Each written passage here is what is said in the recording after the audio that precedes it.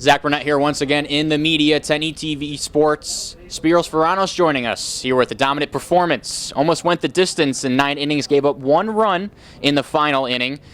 You had 14 Ks, your career high. Can you talk a little bit on what was working for you in this game? Honestly, Jordan Resendez, we can tell that he's a huge factor in this game, points alone, but he's trying to take more of a leadership role on the bench with him in foul trouble. He has 3, so he's telling his players to get back, push, play some defense. Meanwhile, Keene continuing to push, continuing to sink their free throws. They just went 0 of 2 at the line, but the coach just wants them to keep falling on loose balls, keep pushing as far as UMass Dartmouth goes. The fans are getting crazy, and the game is getting a little out of hand, but they're trying to fight back. Guys, back up to you. Zack Burnett down here on the floor with you. Coach Ryan Kane for Keene State, very, very heated, working the rest, looking for some potential charging calls as far as the other side goes, and Coach Baptiste continuing his players to push. Right now, Jordan Resendez with 8 points, but they've got to stop these other players. Coach for UMass Dartmouth liking what he sees, but Keene State very, very heated and wants to get his team to continue to push the ball and jump on these loose balls. Welcome back. I'm Zack Burnett with this week's Sports Update. The women's basketball team finished strong once again in the tournament for the 2nd straight year as they went back-to-back, winning their 2nd straight Little East Conference tournament, the first time in program history in a rematch of last year's championship game against UMass Boston. Welcome back. I'm Zack Burnett with this week's Sports Update. For the baseball team, it's been exactly a week since coming off their win to Selve Regina in extra innings. Due to the rain and even snow, a total of 5 games have been either postponed or canceled.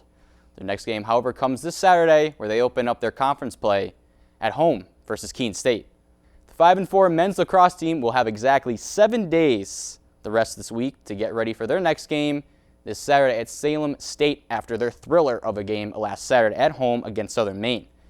With the help of 2 goals from each senior co-captain, Liam Murphy and Dan Vasquez, they went on to defeat Southern Maine 9-7.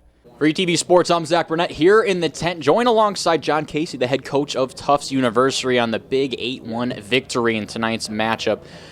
Spiros Ferranos, your starting pitcher, almost went the distance and with a complete game, ended up giving up 1 run in the 9th inning. Could you talk about his dominant performance tonight? Yeah, How can you use this momentum, this big win going forward, especially in tomorrow's matchup?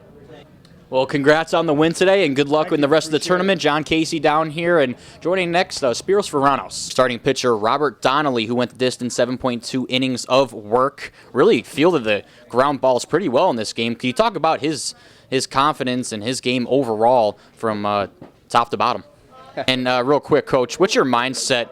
You lost against the defending national champion, SUNY Cortland, in your conference championship game, and now the first round here, you come out victorious moving forward. But what's the difference between last year and this year for your team as a whole? UMass Dartmouth coming off a huge overtime win against a number 4 seeded University of Southern Maine. How can you ride the momentum and carry the magic into tonight's matchup against Eastern, the number 1 seed? Tuesday night, Plymouth State held Eastern to 4 points in the paint in the first half. What can your team do to do that for a full 40 minutes tonight? Welcome back. I'm Zack Burnett filling in for Julian Lopez with this week's Sports Update. The 2016 women's basketball season is in the books after they took an early exit out of the first round after losing to top-ranked Amherst. didn't get the win, but I'll still take it. Well, your team got the win, a 3-2 victory, and a huge one against Eastern when you guys went toe-to-toe all night. What were some things that you switched up in the second half after going on this run to end the game and run the second half? Jill Rajkowski was big once again, as well as Jordan Appy, but Lexus Foster had a good game herself too.